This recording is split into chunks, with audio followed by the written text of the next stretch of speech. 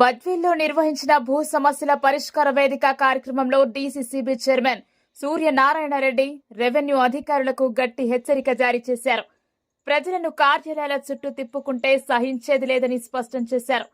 Phone చేసినప్పుడు అధికారులు తప్పనిసరిగా స్పందించాలని, భూ సమస్యల పరిష్కారంలో ఎలాంటి జాప్యం లేకుండా అర్హులకు వెంటనే న్యాయం చేయాలని ఆదేశించారు. గోపవరం ఎంఆర్ఓ, డీటీవీఆర్ఓల పనితీరుపై ఆగ్రహం వ్యక్తం చేసిన ఆయన ప్రజలకు న్యాయం జరగకపోతే కార్యాలయాల ఎదుటే ధర్నా చేస్తానని హెచ్చరించారు. రికార్డుల ఆధారంగా భూ వివాదాలను పరిష్కరించాలని, ప్రజల పక్షాన నిలవాలని అధికారులకు సూచించారు.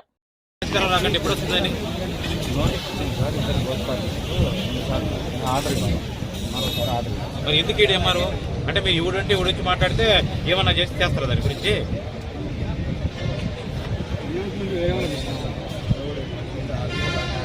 మరి ఎన్నిసార్లు ఉండాలా? మీ ఇంటి సమస్య ఇది ఏమన్నా, లేకపోతే నువ్వేమన్నా బాసా దానికి ఏమన్నా ఓనర్ వాడు ఏమన్నా?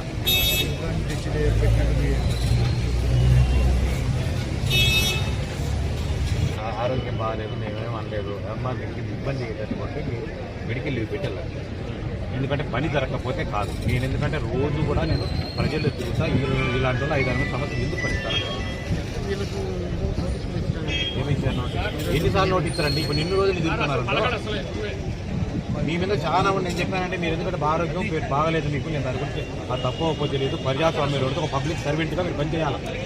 పని చేయగాలంటే మనం వద్దు, నేను చేయలేం, బాగాలేదు, వెళ్ళిపోవాలా. నువ్వేం చేస్తావు? ఆయన బాగుంటే మీ మీద అన్ని కంప్లైంట్లు ఉన్నాయి. నేను ఎవరిని ఒప్పుకోను. నేను ఎవరికి తప్పు చేయమని చెప్పను, తప్పు చేస్తే ఒప్పుకోను. నేను ఖచ్చితంగా లోకేష్ గారికి తీసుకెళ్తాను. నేను మొత్తం మామూలు కలెక్టర్ గారికి కూడా చెప్తాను. నేను ఎవరిని వదలను. నేను ఎందుకు చేస్తాను మీరు తప్పు? ఎన్నిసార్లు తిరగాలి మీ కాడికి? ఒక సైటు వాళ్ళ ఇంత జడ్జిని చేసి వదిలేసి ఇచ్చేసేయండి పూర్తిగా. నా కోసం నేను ఫోన్ చేస్తానంటే నేనేమన్నా నేను ఫోన్ చేస్తే ఫోన్ లేపాలా లేదా? ఎందుకు లేపరు?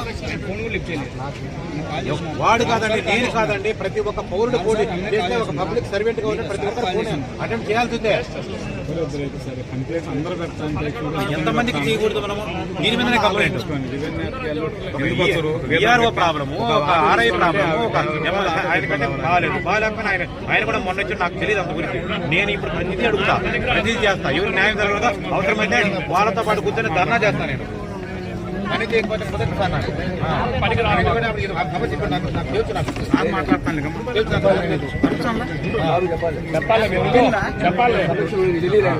ఏంది ఇప్పుడు పట్టా భూములు వేరే వాళ్ళకి ఇచ్చినా?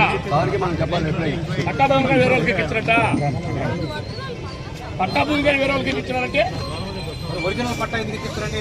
లక్షల లెక్కలు పక్కనకి ఎవడైనా చొక్కా పట్టుకొని నిలదీయండి.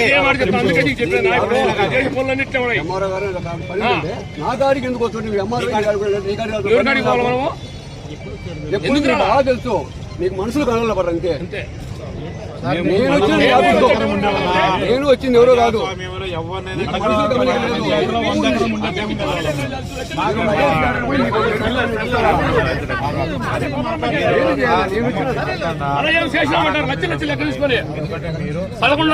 బాగాలేదు, ఎద్దు బాగాలేకున్నా కూడా మీరు న్యాయం చేస్తారా? లేకపోతే మీరు లీవ్ పెట్టాలి.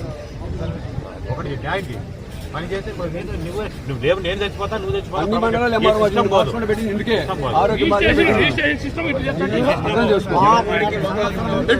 చెప్పండి. అంత అట్లే ఉంది.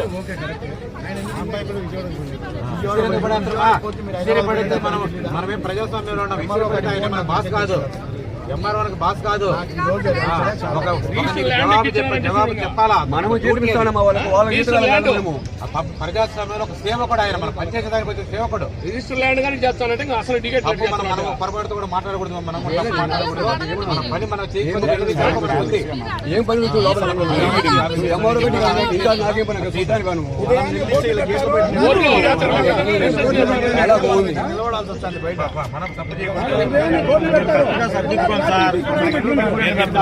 మీ పేరు ఆయన బాగలేదు, నువ్వు పని చేయకన్నా ఉంటే కానీ వాళ్ళకు నేను మీ ఆఫీస్ అన్నీ కూర్చుంటాను, నాకేం పని లేదు. నేను నెల రోజు ఇడే కూర్చుంటాను. మహేష్ నీకు కూడా చెప్తాను, సీరియస్ మ్యాటర్.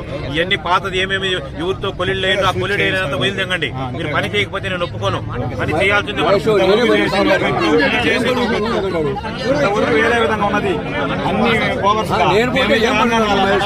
ఎంత లోపలికి వచ్చి లోపలికి వచ్చిన ఉంటాడు. అన్ని రాసుకో రాసుకో అని కంప్లైంట్ రాసుకో. ప్రాబ్లం కావాలా ఎన్ని ఎన్నిసార్లు తిరుగుతారో తీసుకోదాన్ని ఎక్కడ